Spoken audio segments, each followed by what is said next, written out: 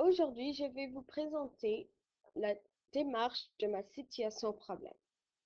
Alors, tout d'abord, il faut trouver le prix pour la première série qui est Supernatural.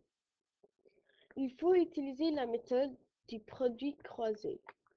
Donc, les deux extrêmes et les deux moyens sont équivalents. Donc, on n'a qu'à multiplier 4,5 fois 12 et ensuite diviser par 3 pour trouver le prix de un CD.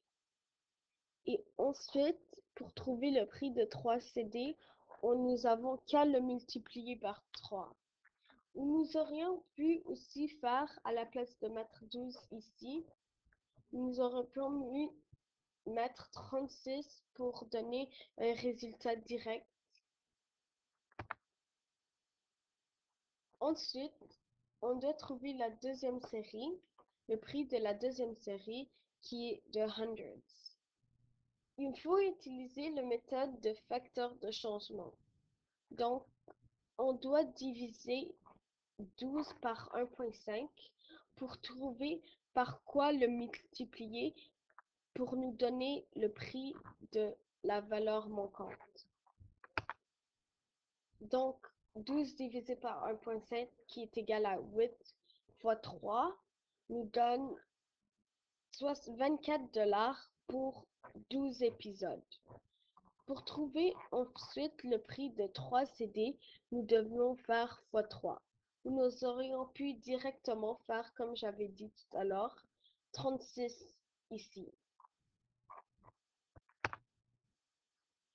Et pour trouver la dernière série, les parents, nous devions utiliser le retour à l'unité.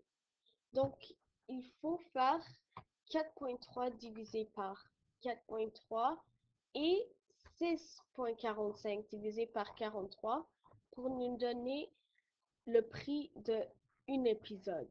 Et pour ensuite multiplier par 12 pour nous donner le prix de un CD ou de 12 épisodes, qui nous donne 18 $ pour un CD. Donc, pour le prix de 3 CD, ça nous donne 54 $ ou nous aurions pu mettre directement le 36 ici, mais qui nous donnera le même prix.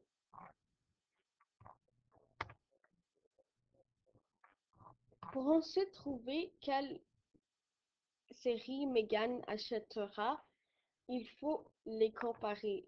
Donc, la première série qui était 54 $ pour 3 CD. La deuxième série, Les Parents, qui était 54 $ aussi. Et la troisième série, Les Hundreds, qui était 72 $. Donc, vu que les deux sont égaux, elle pourra choisir soit Les Parents ou Supernatural, car ils ont les mêmes prix. Et la troisième série est plus chère que 60 et dépasse. Merci.